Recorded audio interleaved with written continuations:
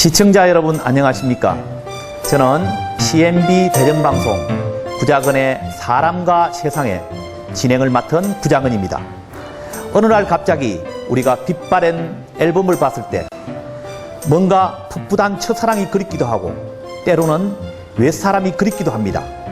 우리에게 친구 같은 그리고 오래된 이웃 같은 그러한 분을 오늘 만나고자 합니다. 이분은 30년 동안 대한민국 코미디계에 빛바래지 않는 인기로서 우리 국민들을 웃고 울리는 용광로의 삶을 살아오신 분입니다. 한국 코미디 협회회장 엄용수 씨를 여러분 앞에 모시겠습니다.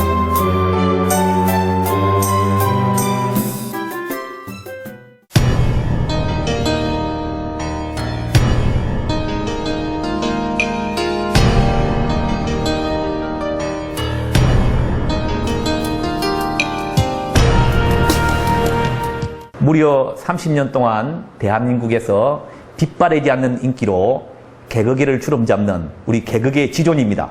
우리 엄용수 선생님을 모셨습니다. 선생님 안녕하십니까? 반갑습니다. 초대해 주셔서 감사합니다. 그리고 우리 시청자 여러분 이렇게 또 많이 성원해 주시고 그동안 끊임없이 사랑해 주시고 또 오늘 이렇게 좋은 자리에 제가 방송 출연할 수 있도록 해주셔서 너무너무 감사하다는 말씀을 드립니다. 고맙습니다. 예.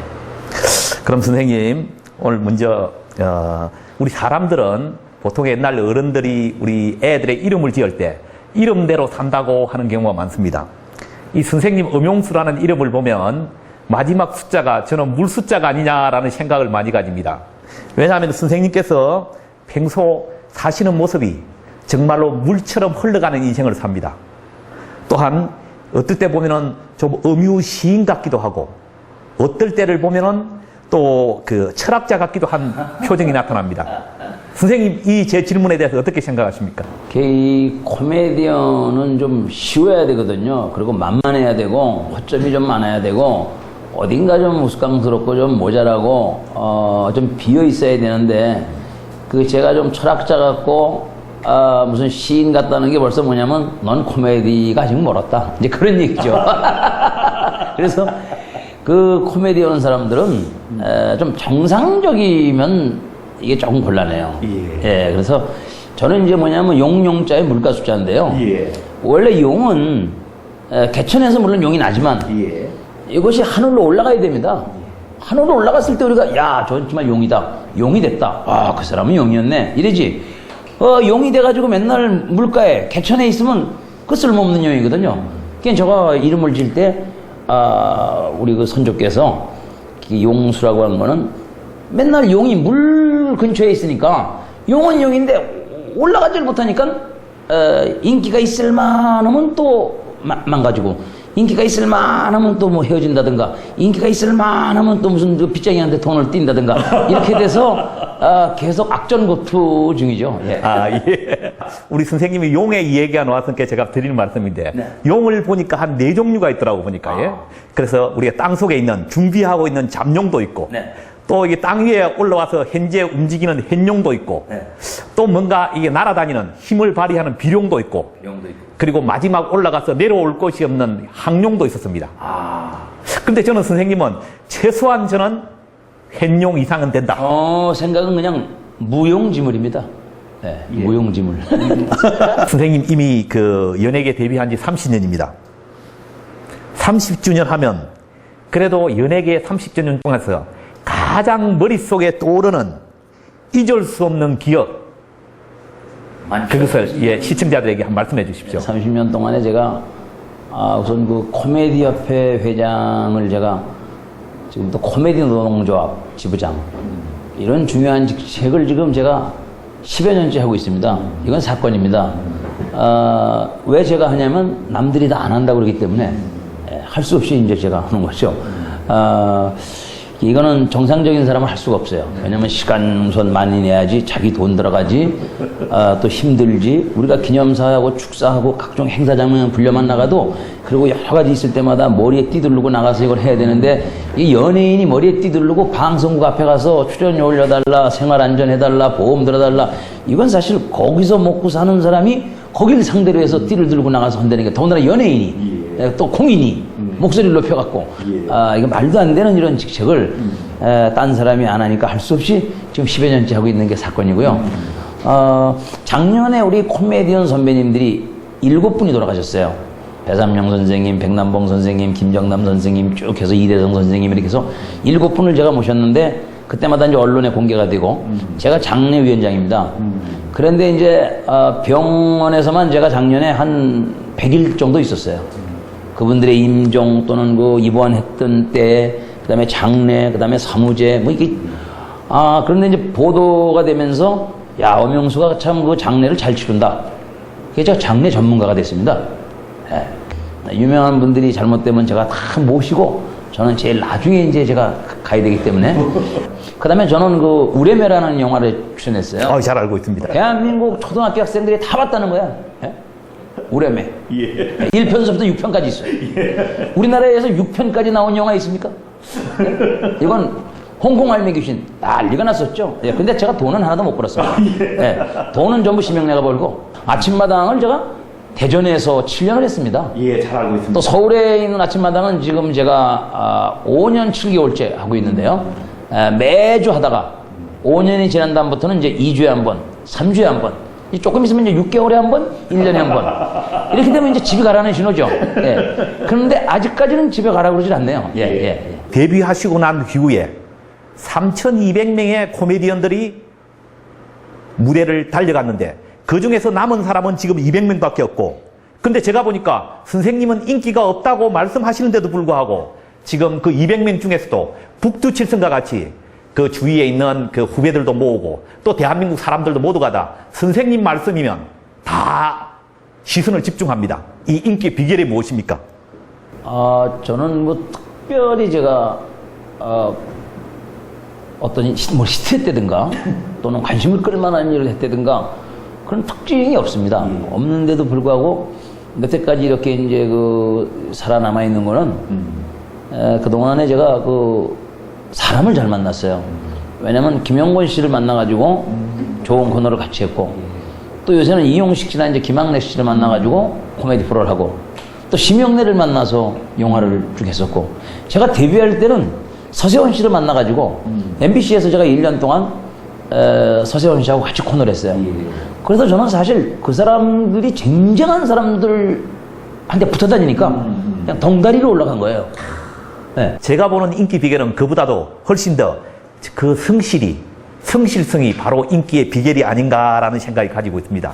그러면 우리가 30년간 우리 인기 코미디언 생활에서 선생님께서 이 남은 그 손익계산서를 한번 생각해 보시고 그 중에서 특별히 얻은 것과 잃은 것을 한번 말씀해 주시죠.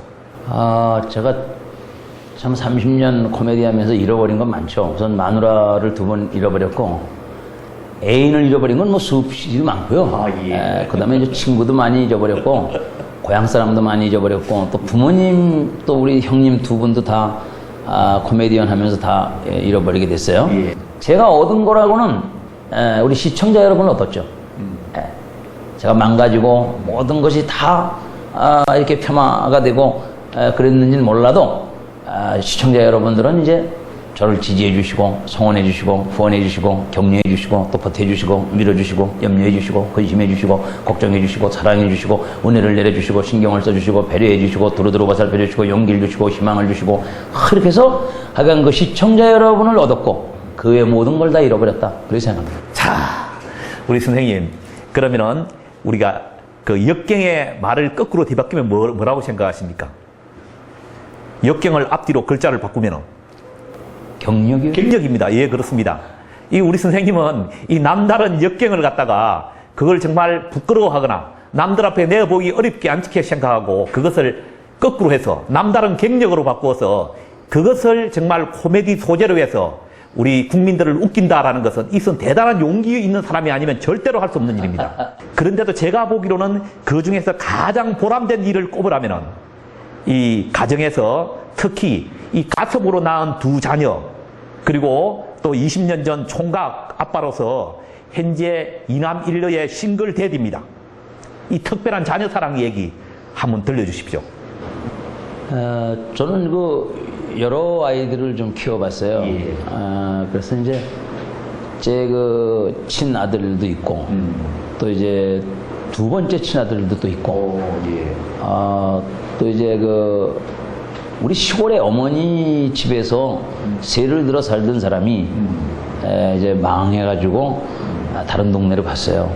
거기서도 이제 잘 못 돼가지고 파산을 하게 돼서 가족들이 다 흩어지고, 그래서 그 갓난 아이 남매가 이제 그 시설로 보내졌는데, 그 아이들이 이제 거기 적응을 못하니까 옛날에 살던 그 할머니 집을 찾아서 그 전셋집 주인을 찾아서 그 시설을 이제 튀어나와가지고 그 이제 우리 집으로 온 거예요. 그래서 우리 어머니가 이 아이들을 하나님이 보냈다고 생각을 하고, 그런데 어머니가 연로하셔서 아이들 키우기가 어렵기 때문에 제가 이제 그 아이들을 맡게 됐고, 그 아이들이 나올 때 그 화장실 가려고 일어났던 애가 그 남매가 가는 바람에 뭣도 모르고 거기 뛰어가지고 또 같이 와가지고 이제 우리가 가족이 5명이 되죠.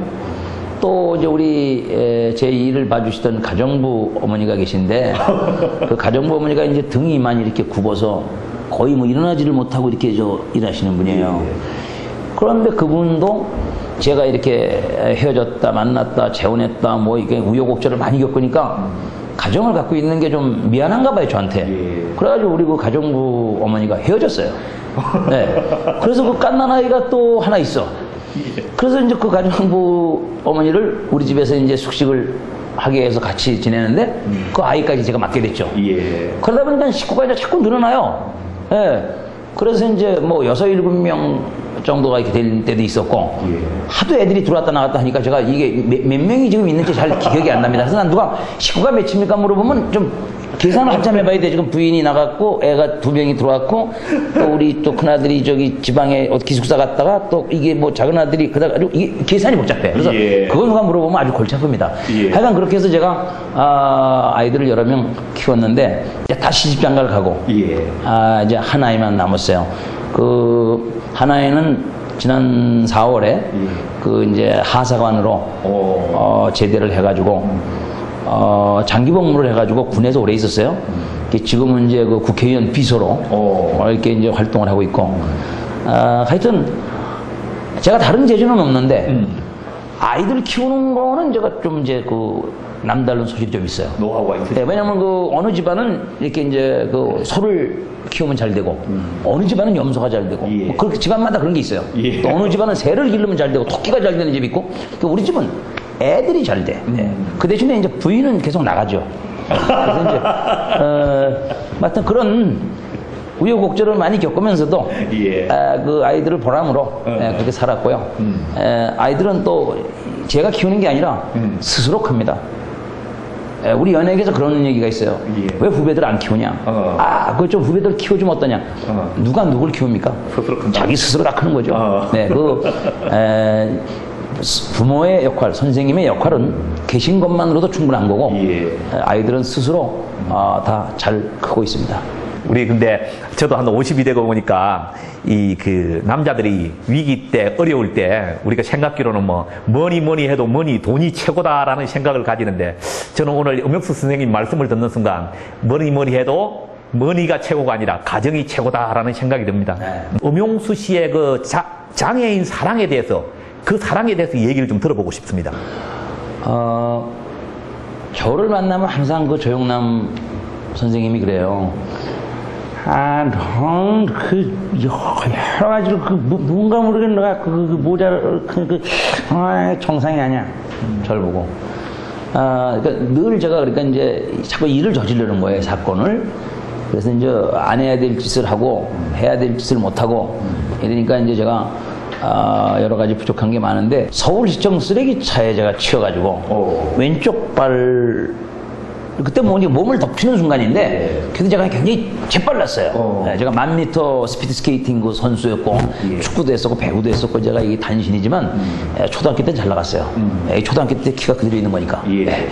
그런데 이제 그렇게 몸이 빨라서 빠져나왔는데도 발을 한 짝을 못 뺐어요. 그래서 이제 그 쓰레기 싣고 다니는 차가 발을 덮치고 넘어갔으니까, 왼발에 제가 장애가 있어서 다리를 약간 이제 절고 몇 급이십니까?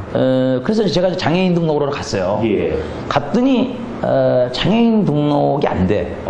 왜 안 되냐면 발가락의 경우 3개 이상이 없어요, 장애인이. 맞습니다. 저는 엄지발가락이 없어졌어요. 그래서 장애인이 아니라는 거예요.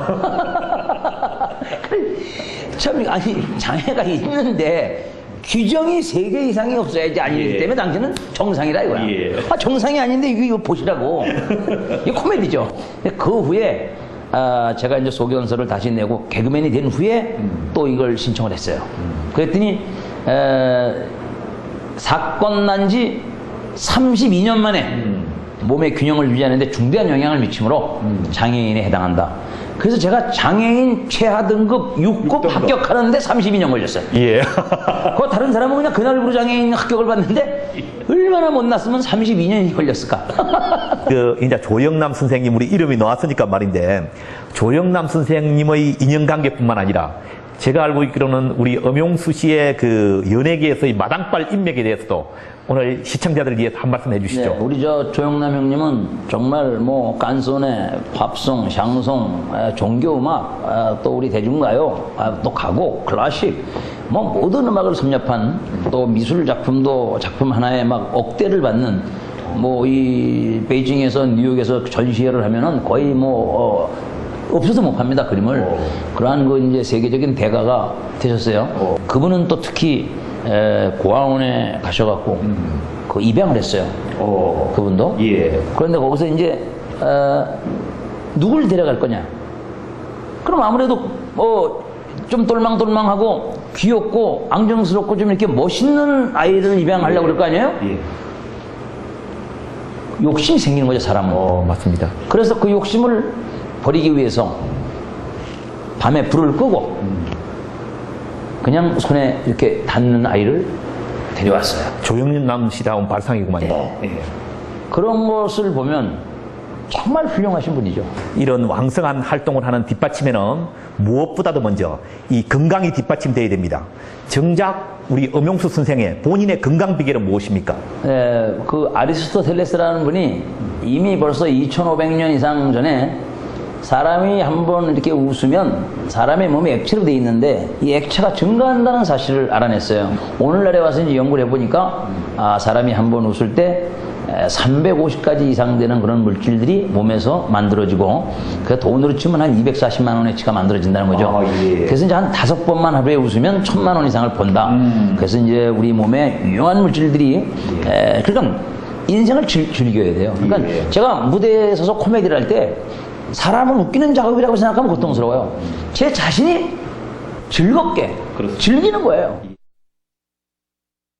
저는 그 한의학적으로 웃는 방법을 한번 연구를 해봤습니다. 그 한의학적인 웃는 방법은 한의학적으로는 체질의 방법입니다.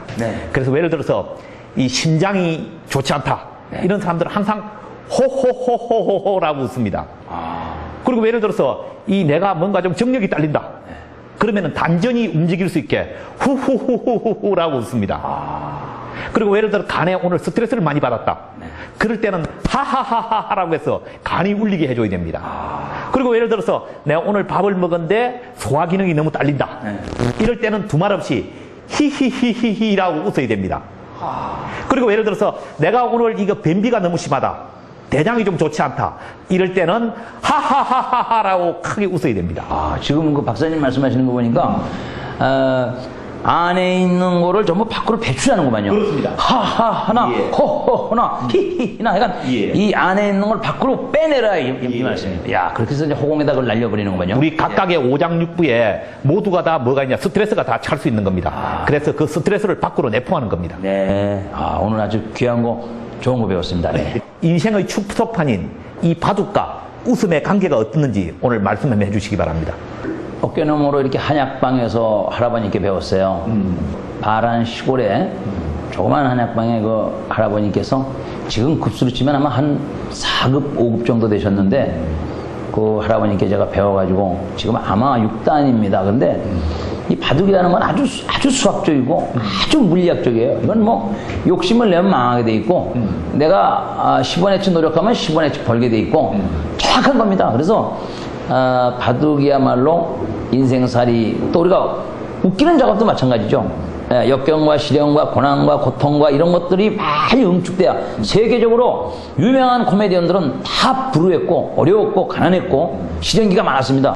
우리 이게 그 주역에 보면은, 이 동양 철학의 주역을 보면은 제일 마지막 게 64개 중에서 마지막 인생을 풀이하는 그 개는 역시나 그것도 미제입니다. 이 긴 시간 인터뷰에 응해주셔서 감사합니다. 오늘 시청자들을 향해서 마무리 말씀 한 말씀 해주시죠. 네, 여러분이 많이 사랑해 주신 덕에 32년을 제가 버텨왔습니다.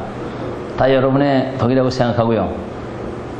그러나 제가 지금 금년에 이제 60인데요. 우리 송혜 선생님, 구봉서 선생님이 지금 이제 아까 말씀하신 것처럼 88세, 85세가 이렇게 됩니다. 아마 그 선생님들은 90세, 100세까지도 장수하시면서 코미디언 하실 것 같아요. 그럼 저는 신세대니까 한 110살이나 120살까지는 버텨야 된다고 생각합니다. 그래서 시청자 여러분들 많이 사랑해 주시고 많이 성원해 주시면 열심히 노력해서 보답하겠습니다. 감사합니다. 예, 늘 인생에 대해서 또 사람에 대해서, 하지만 진지한 고민과 배려를 통해서 열정이 넘치는 사람, 이 엄용수 한국 코미디언 협회 회장님을 만났습니다. 오늘 이렇게 오랫동안 이렇게 인터뷰에 응해주셔서 대단히 감사합니다. 분량이 많으니까 편집하시면 되죠. 구자근의 사랑과 세상. 오늘은 한국 코미디 협회 회장이신 엄용수 씨를 모시고 여러분과 함께 많은 말씀을 나누어 봤습니다. 그분의 코미디에 대한 열정, 또 음유 시인과 같은 코미디언, 또 때로는 철학자와 같은 코미디언. 그러나 저는 그 어떤 명성보다도 그분에게 더욱더 감동을 느낀 것은, 그분이 남다른 여러 가지의 역경들을 남다른 경력으로 바꿔 성화시켜서 우리 대한민국 국민들을 웃음의 도가니로 이끌었다는 사실입니다. 구자근의 사랑과 세상. 다음 이 시간에는 다른 초청 인사분을 모시고 여러분을 찾아뵙도록 하겠습니다.